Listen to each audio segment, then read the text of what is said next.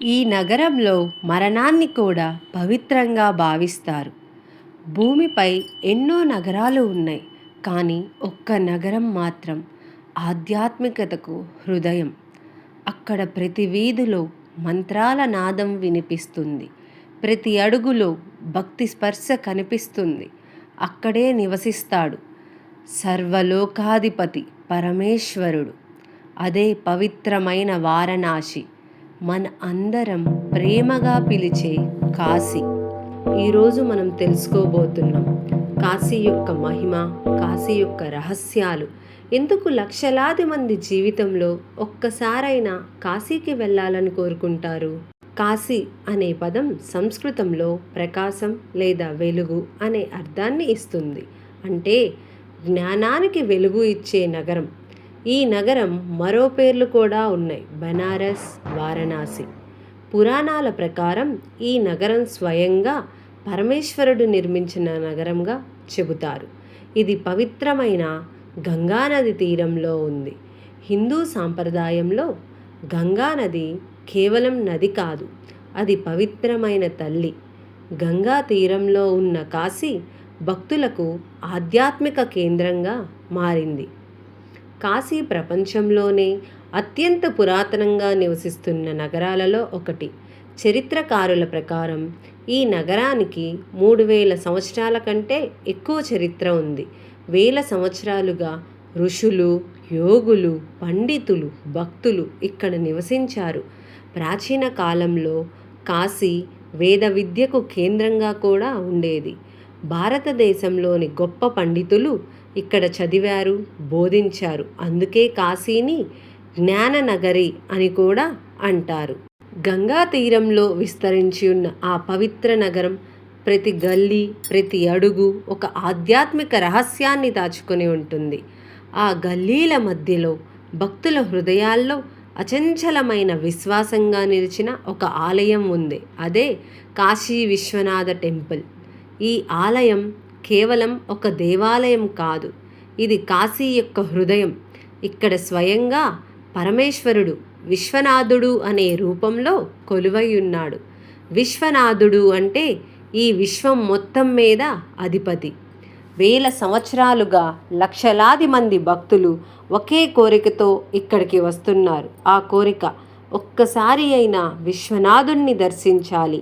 ఈ ఆలయం హిందూ ధర్మంలోని అత్యంత పవిత్రమైన 12 జ్యోతిర్లింగాలలో ఒకటి. ప్రతిరోజు ఉదయం మొదలుకొని రాత్రి వరకు వేలాది మంది భక్తులు ఓం నమః శివాయ అంటూ విశ్వనాథుడి దర్శనం కోసం పంక్తుల్లో నిలుస్తారు.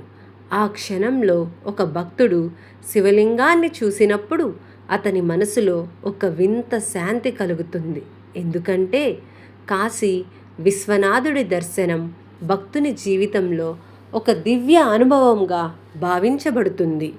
కానీ కాశీ మహిమ కేవలం ఈ ఆలయంలో మాత్రమే కాదు, గంగా తీరంలో ఉన్న ఆ పవిత్ర ఘాటుల్లో ఇంకా గొప్ప రహస్యాలు దాగున్నాయి.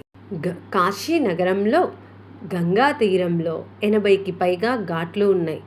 అందులో ముఖ్యమైనవి దశస్వామేధ ఘాట్ వద్ద ప్రతి సాయంత్రం జరిగే గంగా హారతి ప్రపంచ ప్రసిద్ధి.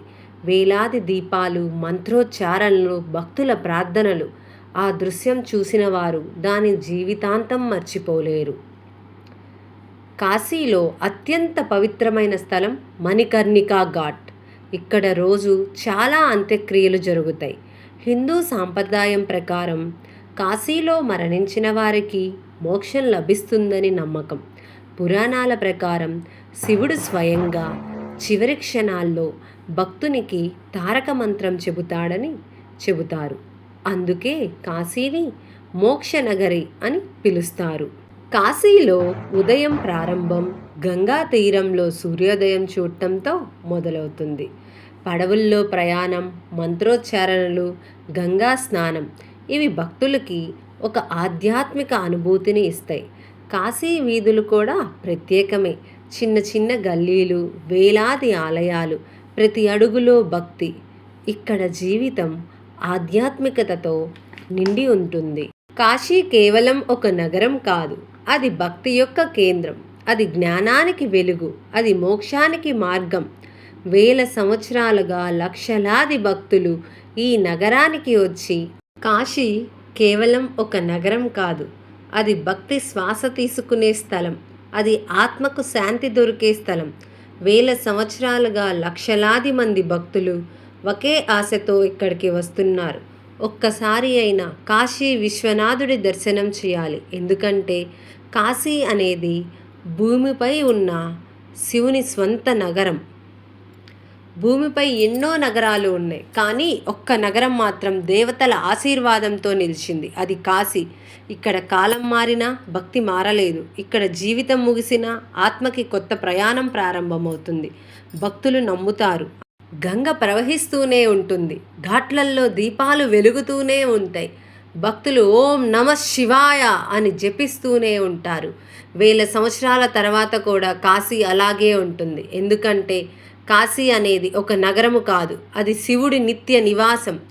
జీవితంలో ఒక్కసారి అయినా కాశీ వెళ్ళాలని ఎందుకు అందరూ చెబుతారో తెలుసా? ఎందుకంటే కాశీలో గంగ పవిత్రం చేస్తుంది, విశ్వనాథుడు ఆశీర్వదిస్తాడు, మరియు ఆ నగరం మనసుకి ఒక వింత శాంతి ఇస్తుంది. అందుకే కాశీయాత్ర ప్రతి భక్తుడి కల. ఓం నమ శివాయ.